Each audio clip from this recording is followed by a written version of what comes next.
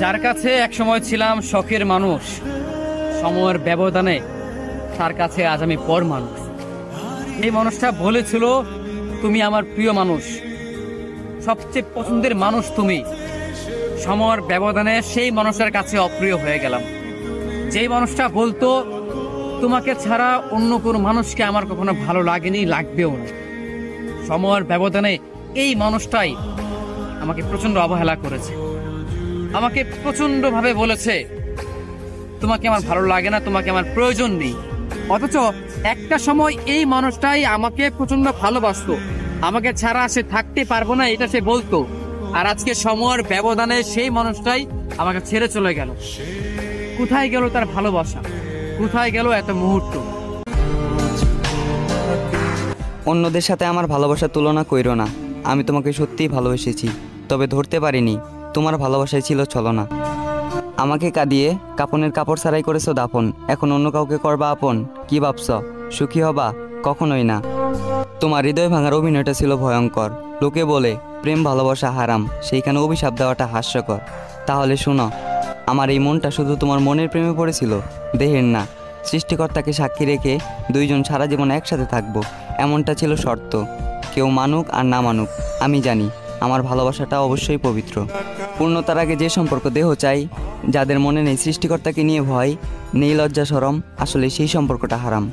তুমি আমার মন নিয়ে খেলা করেছো, কথা দিয়ে কথা ভঙ্গ করেছো পাপ। আর পাপ কিন্তু ছাড় দেয় না নিজের বাপ। তুমি কখনোই সুখী হতে পারবা না, আমি তোমাকে দিলাম অভিশাপ। সময়ের খেলায় হয়তো তুমি এখন ভালো আছো, তবে তোমার এই ভালো থাকাটা ক্ষণস্থায়ী, চিরস্থায়ী নয়। মনে রেখো, মাটির তলে গিয়ে নয়, পাপের কর্মফল কিন্তু পৃথিবীতেই ভোগ করতে হয়। হারাইতে দিও না, হারাইতে দিও না, আমি হারাই গেলে কেউ তোমারে ভালোবাসবো না।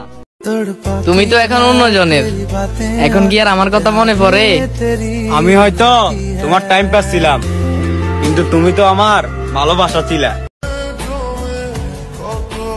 কত শত রাগ অভিমান উড়িয়ে দেই শুধু তোমায় ভালোবাসি বলে।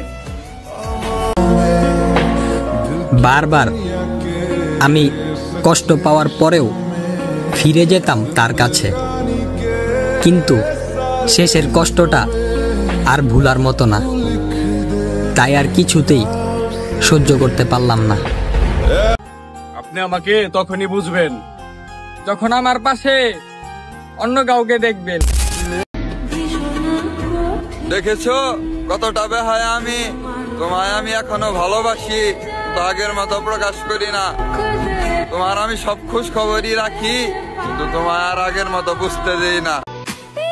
আমি জানি না আমি তোমার জন্য কি করতে পারবো, তবে এতটুকু বলতে পারি, আমি আমার পুরোটা দিয়ে সারাটা জীবন তোমায় ভালোবেসে আগলে রাখতে পারবো। ছাড়তে বাধ্য করলো, ছেড়ে দেওয়ার পর আবার আমাকে বেঈমান বলে সম্বোধন করলো। আবার আমাকে উদ্দেশ্য করে ফেসবুকে স্ট্যাটাস দিল যে সৃষ্টির বুকে লাথি মেরে স্রষ্টার ইবাদত হয় না। তাহলে আমি বলি, সৃষ্টি যদি হয় ফেরাউনের মতো, সৃষ্টি যদি হয় নমরুদের মতো, তাহলে সেই সৃষ্টির বুকে লাথি মারা ছাড়া আর কোনো উপায় থাকে না। ভালোবাসা মুখে বললেই ভালোবাসা হয় না, ভালোবাসলে গুরুত্ব দিতে হয়, তাকে যত্ন করতে হয়, আর ওই মানুষকে যত্ন সহকারে কাছে রাখতে হয়। শূন্য ছিলাম, তোমাকে পেয়ে নিজেকে পরিপূর্ণ ভেবেছিলাম।